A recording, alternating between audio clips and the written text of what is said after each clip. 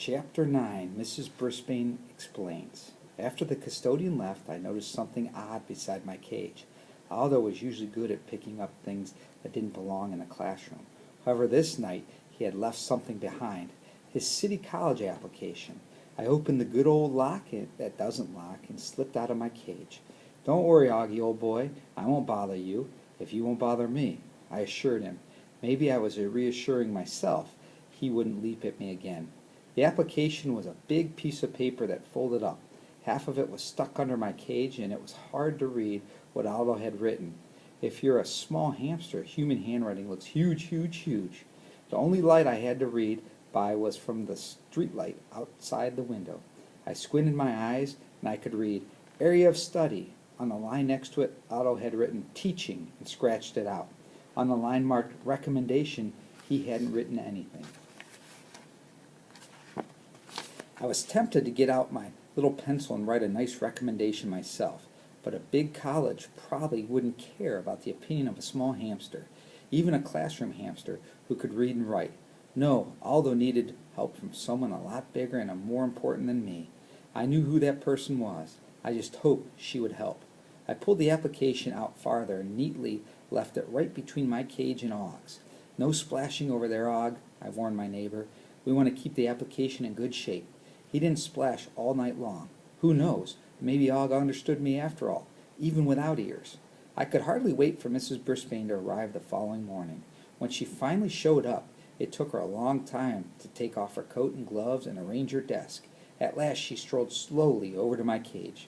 "Morning, Humphrey," she said with a smile. "You're lucky you don't have to go out in the freezing cold weather.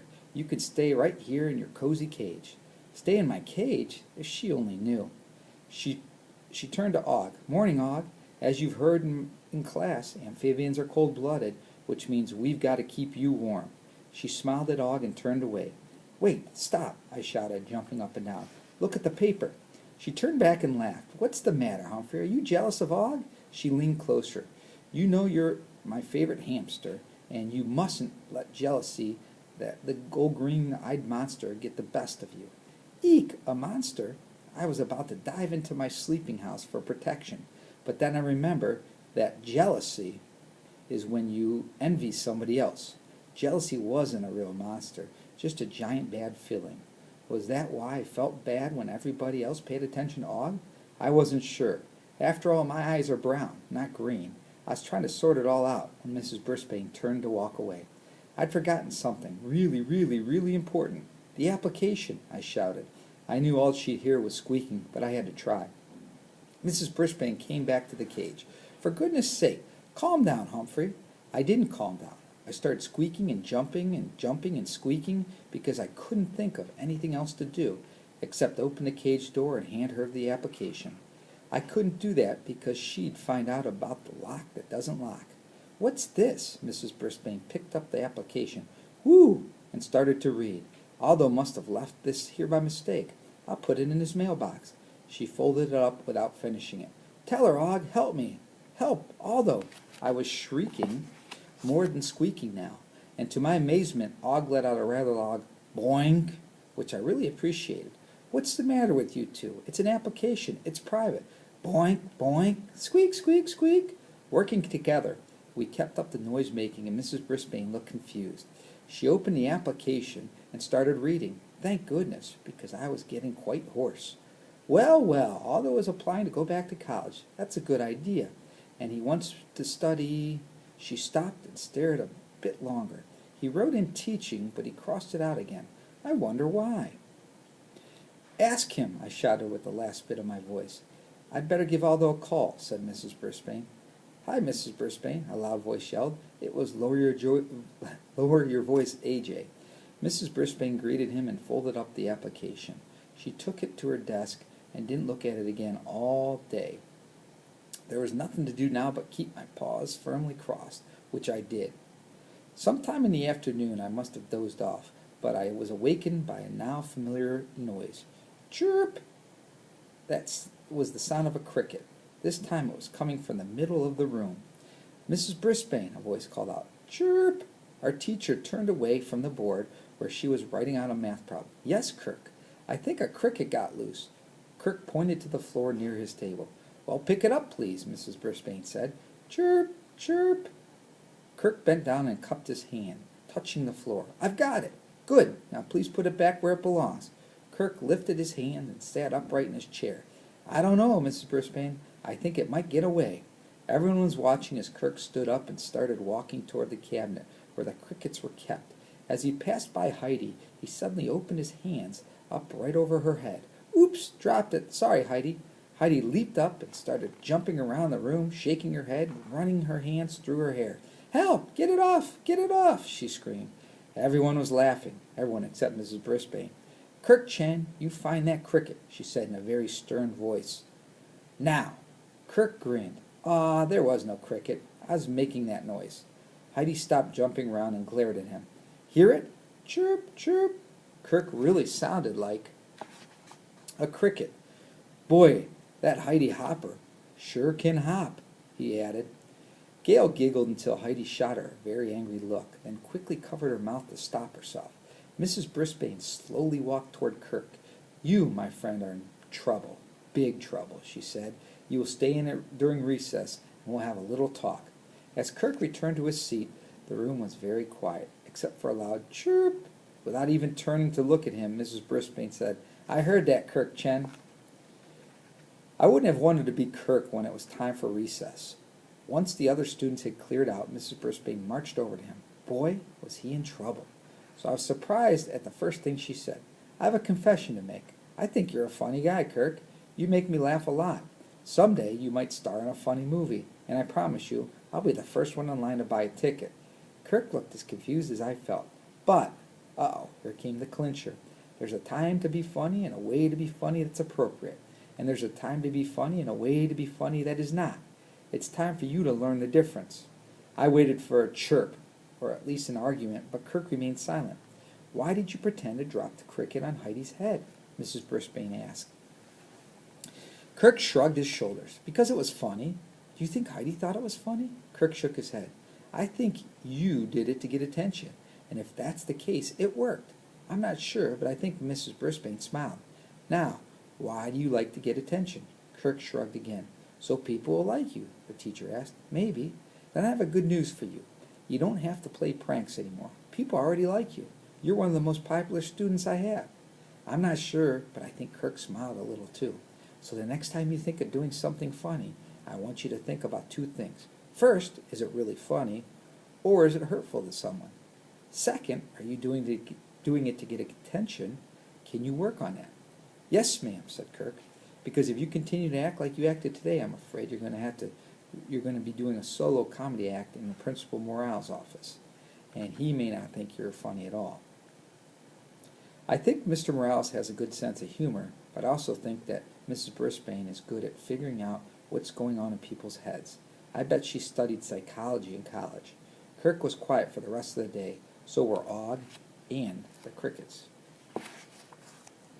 After my classmates went home, Mrs. Brisbane hung around longer than usual. I soon learned why. Alva came to room 26 to see her. Mrs. Brisbane, thanks for your call, he said, and I thank you for coming in early to talk, she said. They looked funny, sitting in those little student chairs. I hope you'll forgive me for reading this application you left behind. It was none of my business, she explained. Maybe not, but I'd make sure it was her business, with a little help from Og. When I saw that you had written in teaching and then crossed it out, I thought perhaps you'd like to talk. Yes, I would, said Aldo. He was strangely quiet, and I guess he was nervous because he kept tugging at his collar. I was thinking I'd like to be a teacher, but I'm kind of afraid. Mrs. Brisbane listened while Aldo explained his fears about not being smart enough or interesting enough to be a good teacher. Everybody feels that way, she said with a warm smile. What makes you think you would like to teach? Was I surprised to hear Aldo talk about how much he liked books, science, history, math, learning, how much he liked children. He didn't mention hamsters, but I knew how he felt about me. When he was finished, Mrs. Brisbane laughed out loud. You'd better become a teacher, or I'll be angry with you. You sound like a born teacher. How could I know for sure? Aldo asked. Would you like to try it out? Mrs. Brisbane asked. Try out teaching? Yes. We'll pick a day for you, and you can come in and teach a subject to the class. You can pick any subject. See how it feels to be in front of a classroom. See how the students react to you." Aldo rose and began to pace. "That's a wonderful offer. I don't know. Sounds good. Maybe. Please think about it. Talk it over with your wife and let me know." Mrs. Brisbane suggested, "But you'll have to do it soon. This application is due in a week." I will," said Aldo. "If I could be half the teacher you are, I'd be happy." Mrs. Brisbane laughed. "Thank you, Aldo, but even after all these years, I still have my bad days." Aldo shook her hand about 10 times before leaving. Mrs. Brisbane gathered together her things, and when she was ready to leave for the day, she turned to Og and me. "Hope you're satisfied, guys," she said. I don't know about Og, but believe me, I was happy, happy, happy. I wasn't surprised that Mrs. Brisbane helped Otto. It happened just the way I planned it. But the next day I had a big surprise I never could have planned. My classmates were all hurrying out of room 26, heading for the lunchroom. Usually Sit-Still Seth would have raced out of the room, but on this day he hung behind the others. "Coming?" Kirk asked impatiently. "Meet you there," said Seth. Seth was the only student left in the room, except for Tabitha, who was trying to stuff Smiley into her pocket as Seth approached. I couldn't imagine what he was doing. Tabitha had given the girls the cold shoulder when they tried to be friends, and Seth is a boy.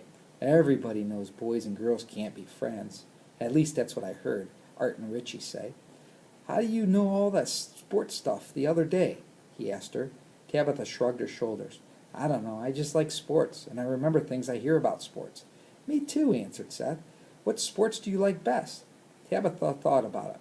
"Basketball and baseball, football, tennis." "Me too," Seth agreed. Mrs. Brisbane was in the doorway. "Are you two coming?" "Right away," said Seth, but he turned back to Tabitha. "Listen, I've got to ask. Why do you keep that dumb bear with you? Aren't you too old for that?" he asked. Tabitha shrugged again. "When I was little, back in first grade, I had a truck I used to bring to school with me. I couldn't stand to be without it," Seth told her. "Do you still have it?" asked Tabitha. "It's in my closet. Sometimes I take it out, but I don't bring it to school anymore." Mrs. Brisbane waited at the door. Now she didn't seem to be in such a hurry to get to lunch. "My mom gave me Smiley," Tabitha explained. "My real mom. I haven't seen her in 4 years." "Oh," said Seth. "I get it. You two are going to miss lunch," Mrs. Brisbane reminded them. "Okay." Seth rushed out the door, but Tabitha stayed in her seat. Mrs. Brisbane came toward her.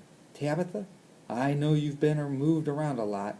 Your foster mom told me you've been with 5 families in 4 years. But she also told me that she wants you to stay with her forever," the teacher told her. Tabitha stroked Smiley's fur. "They all say that. It just never works out." Mrs. Brisbane sat in the chair next to Tabitha, so they were eye to eye. "I don't mind having Smiley in class, but I think you'd make more friends if you left him at home. He'd be waiting for you there. You could make new friends without giving up the old ones. Don't you know that little song?" Now Mrs. Brisbane has surprised me many times, but I almost fell off my ladder when she started to sing. "Make new friends but keep the old. One is silver and the other's gold." What a beautiful song, and Mrs. Brisbane had a nice voice too. We were all quiet afterward until Tabitha asked, "What's the good of making friends if you're not going to stay? A person can have many friends in her life, even if you move on. A friend can be forever, at least in your memory." Ooh, I felt a little pang somewhere close to my heart. Miss Mack was the teacher who brought me to room 26. Although she had to move on without me, she was a forever friend who would always be in my memory. Miss Mack was pure gold. "Listen to her. She's right," I squeaked. Mrs. Brisbane smiled. "Sounds like Humphrey wants to be your friend too. How would you like to have him home with you this weekend?" "I'd have to ask my mom, my foster mom. I'll call her right now while you get some lunch," said the teacher. I have to admit, Mrs. Brisbane is the best teacher in the world, and also a golden friend, even if she did let Og into the classroom and made us study frogs.